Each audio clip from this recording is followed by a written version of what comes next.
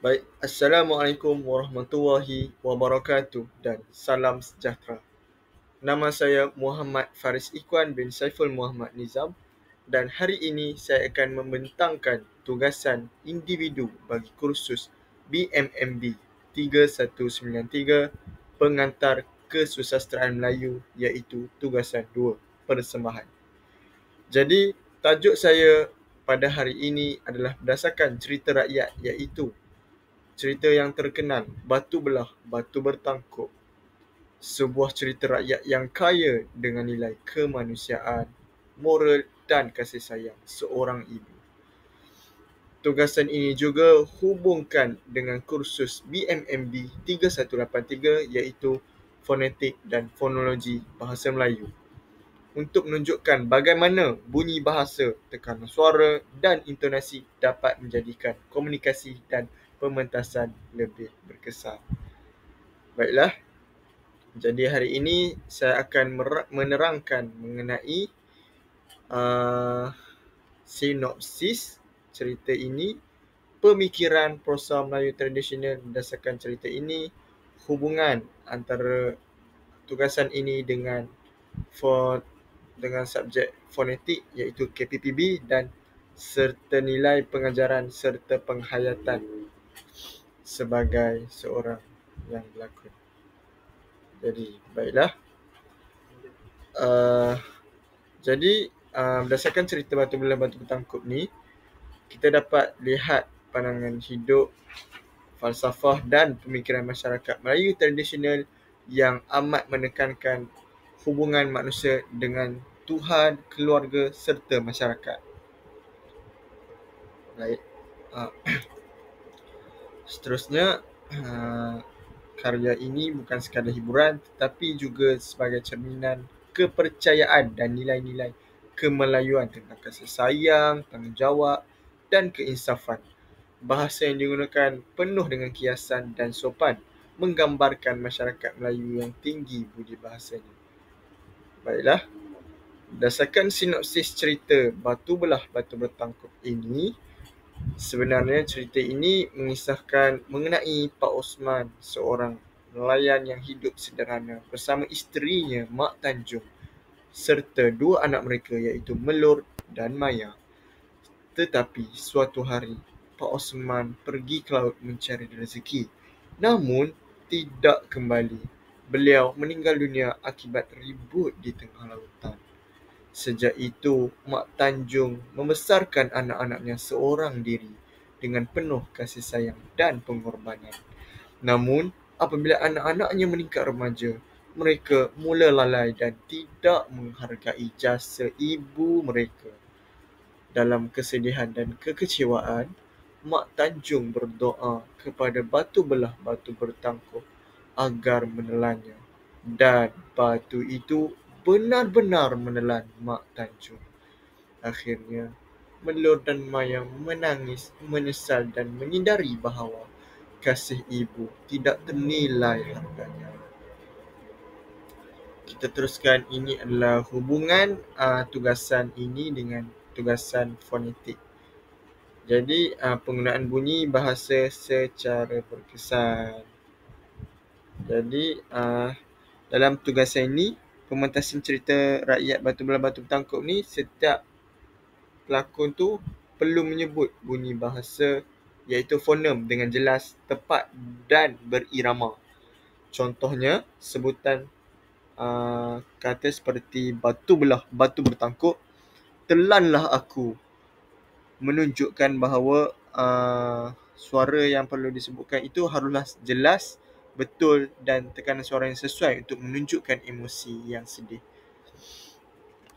Seterusnya, tekanan intonasi dan jeda.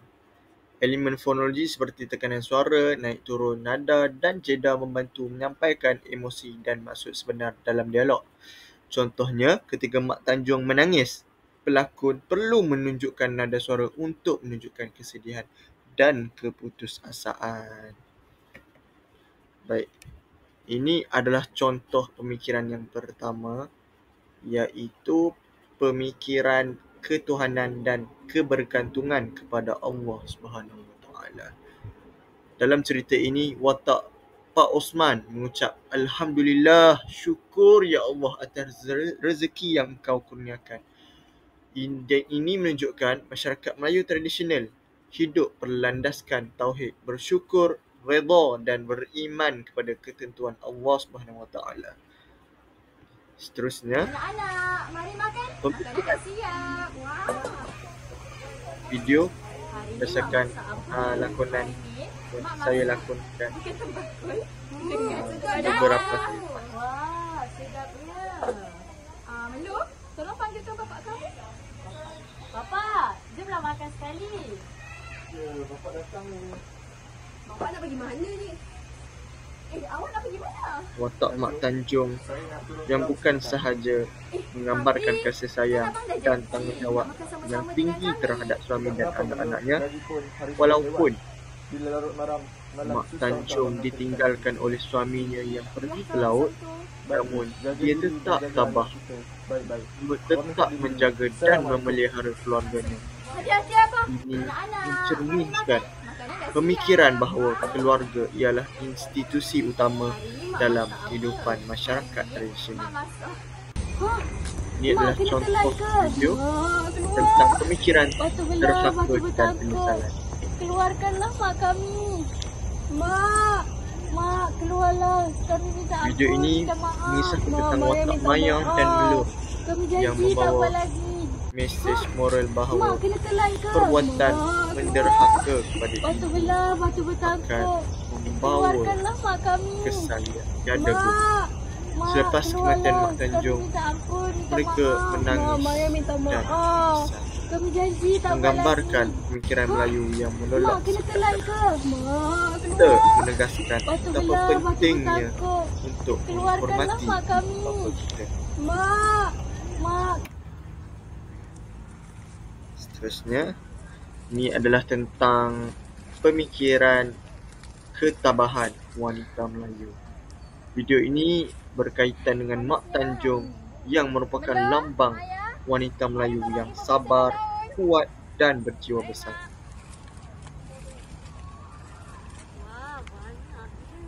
Walaupun diuji dengan kemiskinan dan kehilangan suami, dia tetap berusaha menjaga keluarganya, iaitu anak-anaknya, Melur dan Maya.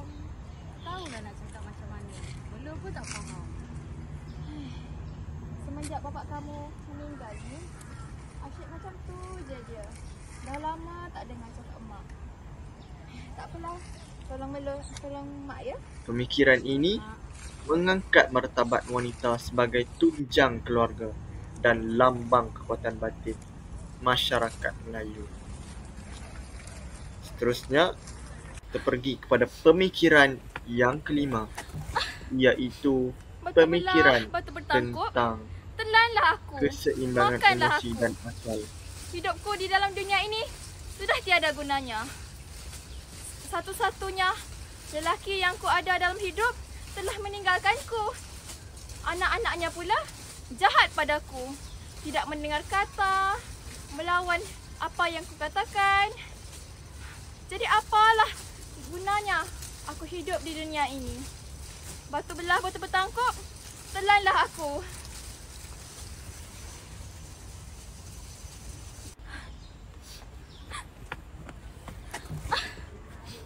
Baiklah, berdasarkan pemikiran ini, Telanlah aku. cerita yang ditunjukkan Makanlah tadi aku. menunjukkan bahawa apabila Hidupku di dalam emosi dunia ini yang mengatasi sudah tiada akal gunanya. ataupun keputusan buruk akan berlaku. Satu-satunya Contohnya dalam lelaki video yang ini, ku ada dalam hidup tindakan Mak telah Tanjung meninggalkanku. yang meminta batu Anak-anaknya untuk pula menelannya jahat menunjukkan padaku. simbol Tidak mendengar kehilangan kata, pertimbangan akibat melawan tekanan apa yang ku perasaan. katakan. Ini menunjukkan apalah bahawa masyarakat Melayu gunanya tradisional Aku hidup di dunia ini. uh, Batu belah, batu bertangkuk, sangat telanlah aku. menasihati agar manusia mengawal emosi dengan kesabaran, iman dan rasional. Batu belah, batu bertangkuk. Seterusnya, kita pergi kepada pemikiran tentang keadilan dan ketentuan takdir, iaitu mengenai contoh dalam kematian Pak Osman dan kehilangan Mak Tanjung apabila ditelan oleh batu belah batu bertangkup yang dianggap sebagai ketentuan ilahi. Ia melambangkan pemikiran bahawa setiap kejadian dalam hidup mesti mempunyai hikmah dan manusia perlu menerima takdir dengan hati yang terbuka. Seterusnya, kita pergi pula kepada penghayatan dan refleksi berdasarkan cerita batu belah batu bertangkup ini. Baiklah, dari segi penghayatan, sebenarnya saya benar-benar menghayati watak Mak Tanjung tentang bagaimana kasih dan sabarnya seorang ibu yang sering diuji. Melalui watak ini juga, saya sedar bahawa kasih ibu tiada tandingnya. Seterusnya adalah menghayati watak dan emosi. Secara jujurnya, saya sebagai pelakon yang memegang watak sebagai Pak Osman, saya perlu menjiwai watak tersebut.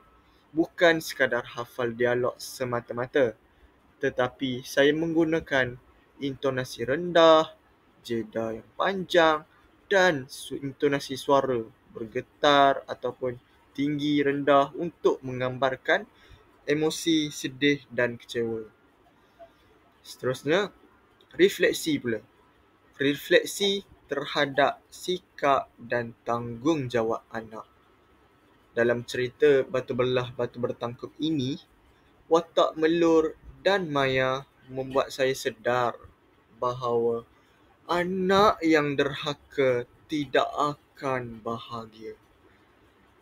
Penyesalan ini yang datang tidak akan berguna lagi bila sudah terlambat. Jadi, untuk refleksi yang seterusnya adalah mengenai refleksi diri dan pengajaran dalam kehidupan.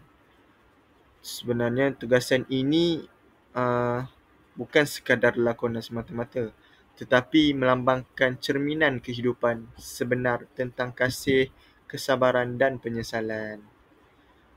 Jadi, dalam tugasan ini juga membuatkan saya rasa lebih menghargai ibu bapa saya dan memartabatkan bahasa Melayu kita sendiri. Saya juga belajar bahawa setiap sebutan, nada dan tekanan suara memberi makna yang amat mendalam jika diucapkan dengan jiwa. Saya dalam tugasan ini juga, apabila saya memegang watak membuat lakonan bersama rakan-rakan kumpulan saya yang lain, saya dapat membayangkan penderitaan, kasih sayang dan pengorbanan yang dilalui oleh Mak Tanjung dan anak-anaknya. Kerana apabila saya melakonkan watak itu, saya dapat merasai sendiri apa yang saya cuba sampaikan dan pengorbanan yang dilalui oleh seseorang itu agar emosi dapat dizahirkan melalui mimik muka, nada suara dan gerak tubuh yang dapat kita rasai sendiri. Baik, seterusnya kita pergi pula kepada nilai dan pengajaran yang dapat saya kenal pasti dalam cerita batu belah batu bertangkup ini. Yang pertama, nilai murninya semestinya adalah nilai kasih sayang. Nilai yang tidak terhingga, terserlah dalam hubungan Mak Tanjung terhadap anak-anak dan suaminya.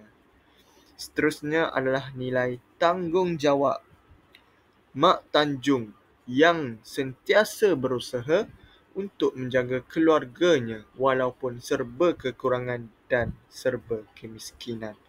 Tidak lupa juga kepada watak Pak Osman yang bertanggungjawab dalam memastikan nafkah isteri dan anaknya terbela apabila beliau sanggup untuk mencari rezeki dan turun ke laut untuk menangkap ikan demi keluarganya. Seterusnya, nilai yang ketiga adalah nilai kesyukuran.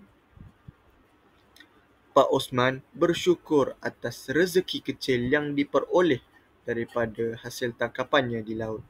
Dalam slide saya sebentar tadi, Pak Osman walaupun hanya mendapat seekor ikan tembakul, namun dia tetap bersyukur sehingga tidak terkata. Seterusnya, nilai yang keempat adalah nilai hormat dan patuh kepada ibu bapa. Masyarakat Melayu amat menekankan penghormatan terhadap orang tua sebagai lambang adab dan akhlak. Jadi perkara ini amat penting untuk kita sebagai orang Melayu untuk meneruskan legasi yang amat penting dan bermakna ini. Seterusnya adalah nilai tolong-menolong dan keprihatinan. Contohnya watak Rafi, iaitu jiran kepada Mak Tanjung yang sentiasa prihatin dan membantu keluarga Mak Tanjung apabila berlaku musibah ataupun keluarga Mak Tanjung memerlukan pertolongan. Baik, seterusnya kita pergi pula kepada pengajaran, iaitu pengajaran yang saya perolehi daripada cerita batu belah batu bertangkup ini. Jadi pengajarannya, kita hendaklah menghormati dan menyayangi ibu bapa kita kerana pengorbanan mereka amat besar dan tiada galang gantinya.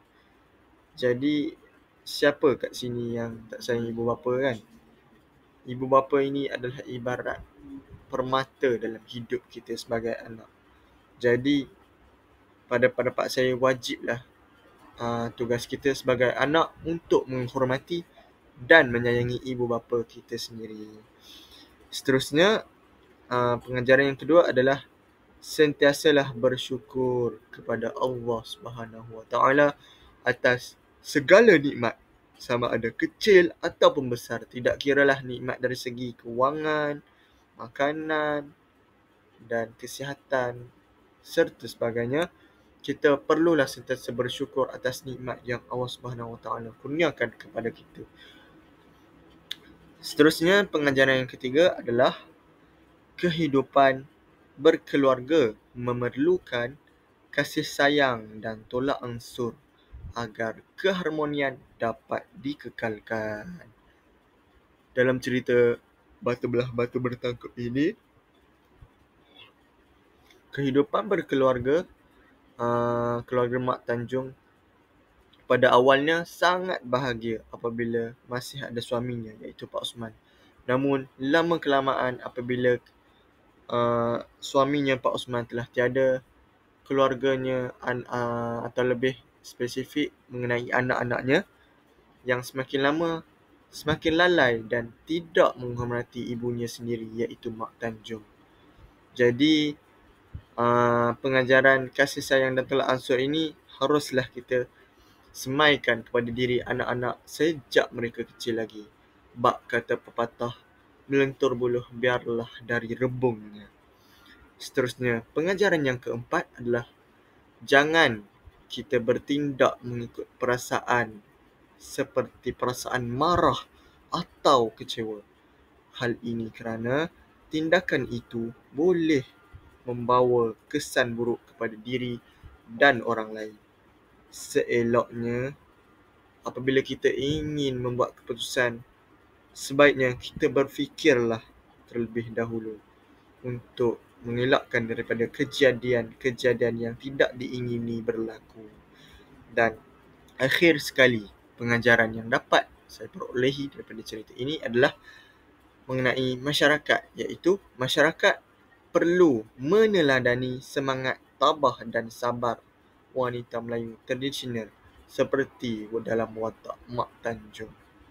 Mak Tanjung sangat tabah dan sabar menghadapi hari-harinya selepas ketiadaan suaminya dan tetap meneruskan kehidupan untuk menjaga anak-anaknya, Melur dan Maya. Jadi, sikap dan pengajaran ini haruslah kita mengambil teladan dan iktibar agar kita mampu bersama-sama menjadi masyarakat yang harmoni dan aman damai. Baik, sebelum mengakhiri pembentangan saya pada hari ini, sebagai penutup kesimpulan, batu belah cerita rakyat ini, batu bertangkuk sebenarnya bukan sekadar cerita lama, tetapi ia juga sebagai cerminan nilai kemanusiaan dan ajaran moral masyarakat Melayu. Melalui tugasan ini, saya dapat mempelajari bahawa sastra Melayu ini amat berguna dalam kehidupan dan kegunaan masa kini. Di samping mengaitkan dengan subjek BMMB 3183 iaitu fonetik dan fonologi bahasa Melayu, bukan hanya sekadar teori linguistik tetapi juga sebagai seni dalam pertuturan dan emosi. Jadi, bahasa Melayu bukan sekadar kata-kata, ia juga sebagai suara jiwa bangsa. Semoga kita semua terus mencintai bahasa, budaya dan nilai-nilai murni warisan nenek moyang kita. Akhir kata daripada saya walaupun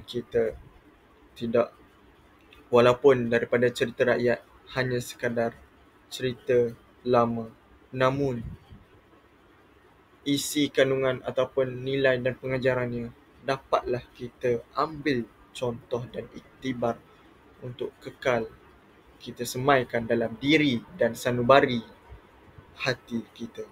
Sekian, itu sahaja pembentangan tugasan 2 BMMB 3193 pengantar kesusasteraan Melayu, tugasan 2 persembahan.